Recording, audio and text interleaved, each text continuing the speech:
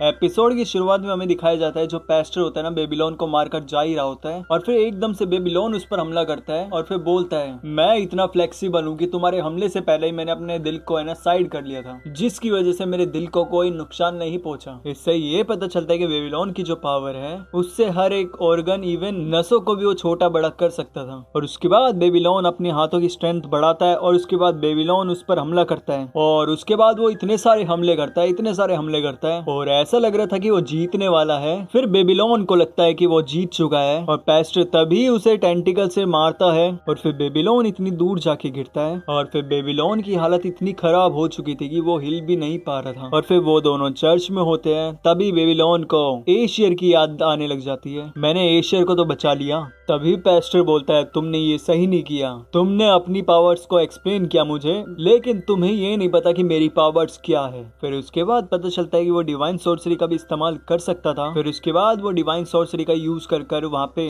कई सारी स्वॉर्ड्स दिखाता है और उसके बाद सीन चेंज होता है और पहुंचते हैं एडवेंचर गिल्ड। वहाँ दिखाया जाता है कि बहुत सारे लोग होते हैं जो कि बारिश में भीग कर आए होते हैं और वहाँ पर एक लड़की थी जो सबको टॉवल्स दे रही थी और उसी टाइम वहाँ पर एशियर आ जाती है फादर को लेकर और सब बोलते हैं कि क्या हुआ इन्हें, फादर ने ड्रिंक तो नहीं कर लिया ज्यादा। फिर एशियर वो सारे सीन के बारे में बताने वाली होती है उनको, तभी उसको याद आता है कि बेबीलोन ने उससे मना किया था कि तुम किसी को भी कुछ नहीं बताओगी और एशियर भी डर जाती है और उसके बाद कुछ नहीं बोलती वो भी। और एशियर बोलती है कि नहीं नहीं इन्होंने ड्रिंक नहीं किया, वो बारिश की वजह से गिर गए थे, वो थोड़ा रेस्ट करेंगे तो वापस ठीक हो जाएंगे, मैं चलती हूँ अभी। फिर वो एशियर चली जाती है वहाँ से और फिर वो रोते रोते भाग रही होती है और वहाँ बैठ कर रो रही होती है। फिर एशियर सोचती है कि मुझे एडवेंचर गिल्ड वाले लोगों से मदद मांगनी चाहिए थी क्योंकि वो दिखने में ज्यादा ही पावरफुल लग रहे थे। फिर एशियर को फिर से याद आता है कि बेबीलोन ने उसे मना किया है, क्या पता वो बंदा ज्यादा ही खतरनाक हो और क्या पता वो सबको एक साथ मार देता, शायद इससे बहुत बड़ी प्रॉब्लम हो सकती थी। और एशियर वहाँ पे टूट कर गिर जाती है और फिर रोने लगती है और फिर भगवान से मदद मांगती है। तभी वहाँ पर एक बंदा आता है जो कि अम्ब्रेला लेकर आए होते हैं। फिर पता चलता है कि वो होता है लॉयड। फिर एशियर लॉयड को देखकर बहुत ज्यादा इमोशनल हो जाती है। फिर लॉयड बोलता है कि आप ज्यादा ही केयरलेस हो, अपना ख्याल रखो ना बारिश के टाइम पर। फिर लॉयड अपना अम्ब्रेला एशियर को देने लगता है, फिर बोलता है आपको अम्ब्रेला का यूज करना चाहिए और आपको जहाँ जाना है वहाँ जाइए और रोइए मत, और मुझे गिल्ड पर जाना है क्योंकि मुझे कुछ इन्फॉर्मेशन लेनी है। फिर एशियर से कंट्रोल नहीं होता और फिर वो एशियर बोलती है बेबीलोन की जान खतरे में है, प्लीज उसे बचा लो। फिर लॉयड उसे देखता है, तभी एशियर बोलती है नहीं नहीं मैं तो मजाक कर रही थी। और फिर वो नीचे की तरफ देखते हुए बोलती है नहीं नहीं मैं तो मजाक कर रही थी। और तभी एशियर ऊपर की तरफ देखती है और फिर देखती है कि लॉयड यहाँ पर नहीं है और फिर वो भी सोचती है कि अचानक से लॉयड कहाँ चला गया। और दूसरी तरफ हमें दिखाया जाता है कि बेबीलोन की हालत बहुत ही खराब थी, मतलब उसकी बहुत गंदी हालत हो रखी थी, उस बंदे ने डिवाइन सॉर्सरी उसके आर पार निकाल दी थी। और तभी लॉयड वहाँ पर आता है और फिर उसके बाद वो बोलता है बेबीलोन की ऐसी हालत किसने की। और फिर लॉयड बेबीलोन को लेकर चले जाता है। उसके बाद हमें दिखाया जाता है जो बेबीलोन होता है ना वो आफ्टर लाइफ में पहुंच जाता है और वहाँ पर वो आराम से बैठा हुआ था और तभी उसे एशियर का गाना सुनाई देता है और फिर बेबीलोन को एक बंदा उधर की तरफ जाने का इशारा करता है जिसके बारे में हमें बताया नहीं जाता। और फिर बेबीलोन देखता है कि कुछ लोग होते हैं ना जो उसके ऑपोजिट साइड जा रहे होते हैं और बेबीलोन कंफ्यूज था ये कहाँ जा रहे हैं। और बेबीलोन को कुछ म्यूजिक के कलर दिखाई जा रहे होते हैं और बेबीलोन उसकी तरफ जा ही रहा होता है। और फिर बेबीलोन बोलता है कि मैं कोशिश करूंगा कि जब भी आऊंगा यहाँ पर तो कुछ अच्छी कहानियां शेयर करने को हो। और उसके बाद दिखाया जाता है कि जो बेबीलोन होता है वो बेड पर पड़ा होता है और एशियर उसको बुलाने के लिए गाना गा रही होती है और तभी बेबीलोन वहाँ पर जिंदा हो जाता है। और उसके बाद सभी उसको देखकर खुश हो जाते हैं और रोने लग जाते हैं और बोलते हैं बेबीलोन उठ गया।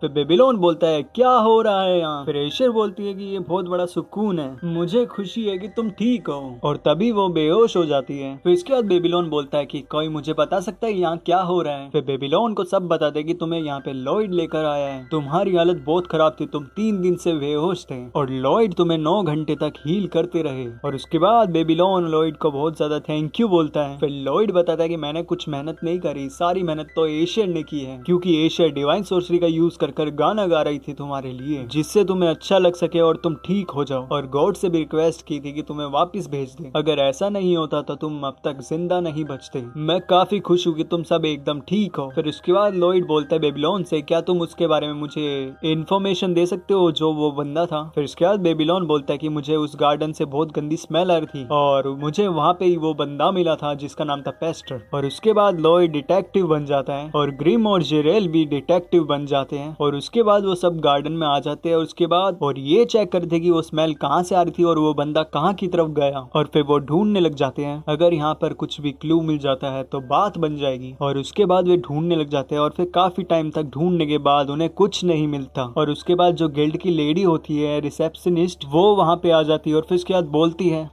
है कि माफ करना, गिल्ड में मुझे ज्यादा ही काम था इसलिए मैं आपकी मदद नहीं कर पाई, लेकिन अभी मैं फ्री हूँ तो मैं आपकी थोड़ी मदद करना चाहती हूँ। उसके बाद अगला सीन दिखाया जाता है जो कि चर्च का होता है, जहाँ पर एक ओल्ड फादर बैठा हुआ होता है और वहाँ पर एक लेडी आती है और उसके बाद वो कुछ पकड़ा देती है उन्हें, जिसमें पेस्टर की फोटो होती है और फिर वो बोलती है ये एक क्रिमिनल है। और फिर वो फादर भी होते हैं जो वो भी हैरान हो जाते हैं कि ये होली मैजिक का यूज कैसे कर सकता है, मतलब डिवाइन सोर्सरी का। फिर उसके बाद वो बोलता है कि ये जरूर किसी फादर का काम है जिसने डिवाइन सोर्सरी उन्हें सिखाई है। और उसके बाद जितने भी फादर्स होते हैं वो सब बोलते हैं कि हमने नहीं सिखाया इसे। फिर इसके बाद अगला सीन दिखाया जाता है लॉयड की तरफ, और जो उनके जो दोस्त वगैरह होते हैं वो जमीन को भी तोड़ने लग जाते हैं कि कोई क्लू मिले। फिर इसके बाद सिल्फा, रैन और सारिया वहाँ पर आ जाती है। फिर एशियर सारिया के पास जाती है और इसके बाद बोलती है तुम ठीक तो हो ना। फिर इसके बाद सारिया उससे बोलती है मुझे खुशी है कि तुम। फिर यहाँ पर भी सीन इमोशनल हो जाता है। फिर इसके बाद सारिया बोलती है क्या तुम रेसिटल के लिए तैयार हो। फिर सारिया बेबीलोन को बोलती है थैंक यू एशियर की रक्षा करने के लिए। फिर बेबीलोन बोलता है जैसा कि तुम्हें पता है कि एशियर पे कुछ विलन्स ने हमला किया, हो सकता है कि फिर से उसे निशाना बनाया जाए, इसलिए रेसिटल को कैंसिल करना बेहतर होगा। फिर इसके बाद सारिया बोलती है ठीक है, फिर मैं अकेले ही परफॉर्म कर लूंगी। और फिर सारिया वहाँ से चली जाती है और सारिया को इस पे बुरा लगता है। फिर दूसरा सीन दिखाया जाता है कि जो कि क्रोज होते हैं ना, एक ही जगह पे बैठ जाते हैं। फिर उन सबको लगता है कि यहाँ पर कुछ है। फिर सिल्फा वहाँ पर जमीन पर हाथ रखती है